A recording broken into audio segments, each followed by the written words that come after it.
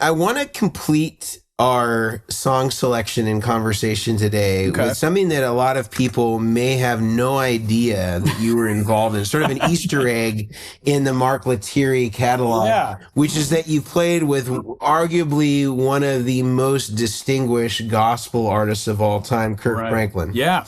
And the song Love Theory, which is a huge hit for him, you know, I think, 50 to 100 millions of plays potentially, maybe more. Yeah. And that was back in 2019, although presumably you may have recorded that sometime before then. I'm sure we did, yeah. But tell me about how you got involved with Kirk Franklin and how that session came about. Yeah, I first met Kirk through another great gospel singer friend of mine, Anthony Evans, who used to sing in Kirk's choir and then is doing his own music. And so I had been playing with Anthony for ages, doing sessions and playing in his live band. And so he recommended me, I think, to Kirk to do a gig or two or something. And so that's how I sort of got into the fold. But then maybe around 2015 or so, he started calling me for sessions, and that's when I started working on his records. And so I've been on like 2 or 3 by now, I think, and some other things that he's produced for other artists like Tori Kelly, and he did a thing with the Jacksons that I got to play on, which was pretty cool, and Tamala Mann and Elevation, Maverick City Church, and a lot of other things, a lot of cool stuff that he's done. I've been a part of now. So he's got a studio in Arlington, and that's where he does the majority of his recording and production work, I think. So, so this was just a session like any other time coming in. They had, I think, pretty much the form of the song done. I think they may have done some work ahead of time on an earlier version, or maybe did a little bit of work afterwards on this version. But yeah, I came in and plugged into my Kemper.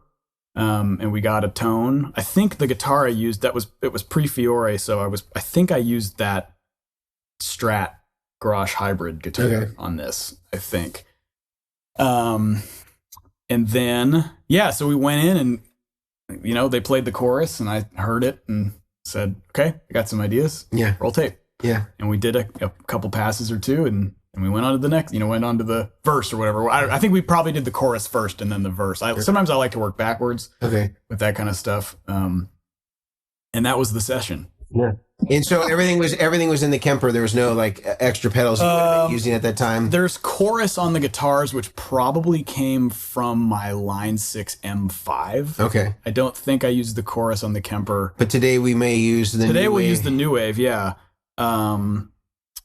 And because I think the Line 6 chorus I probably dialed up was like an old analog chorus anyway, because the song kind of has that 80s R&B nudge to it. Yeah, absolutely. So with my parts, I wanted to kind of echo.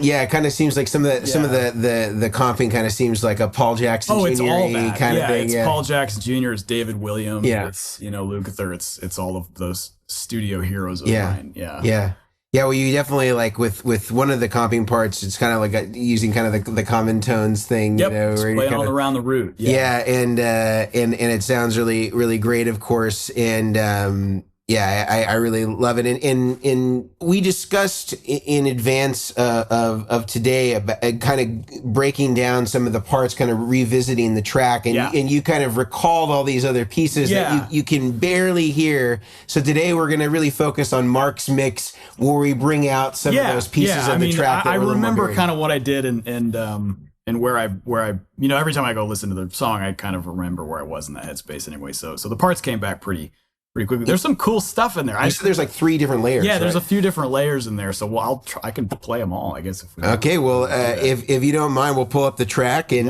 get you to do your thing and get a little chorus on there and go for it. All right, sweet. Brothers and sisters, I want to welcome you back to life, back to the one that can make your next chapter your best chapter. Hallelujah. How can it be that you love the most unlovable part of me? How could you see your life was the only gift I'll ever need to be free? It's amazing with you. I win even if I lose.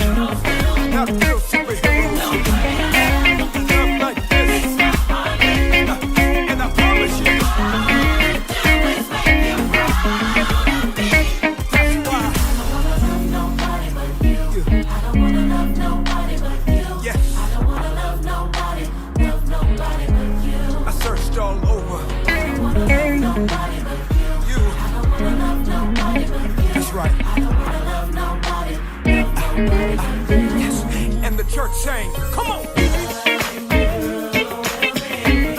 Jesus loving you. It sounds crazy, don't it? Hey. Let me tell you what it means. That's why. Father, I don't wanna love nobody but you. I really mean it this time. I don't wanna love nobody but you. Jesus. I don't wanna love nobody but you. I don't wanna love nobody but you. Let me tell you what it does. Come on. He won't let you down, but he won't. That's what superheroes do. See, I will never find a love like this. Forever and the day.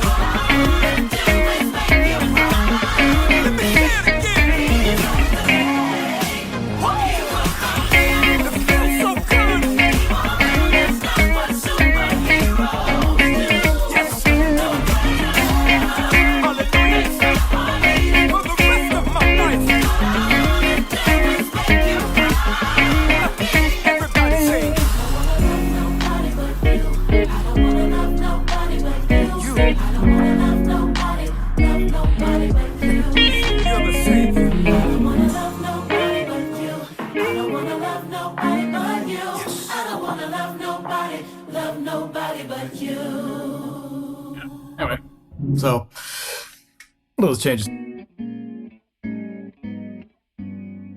Bridge there. Like, what are those? Okay, but there they were. Man, I mean, it sounds incredible, and absolutely, like, you can hear the Paul Jackson, the Steve Lukather, Yeah. Well, there's a but it's third amazing. part. There's a third part in the second chorus that just goes. What is that sort of David Williams thing? Yeah. And then the bridge was actually recorded from one of the another session. Great guitar player in Dallas, Johnny Murray, did that, and so they kept that, and then I did the rest of the tunes. So yeah, it's cool, man. That song's really great.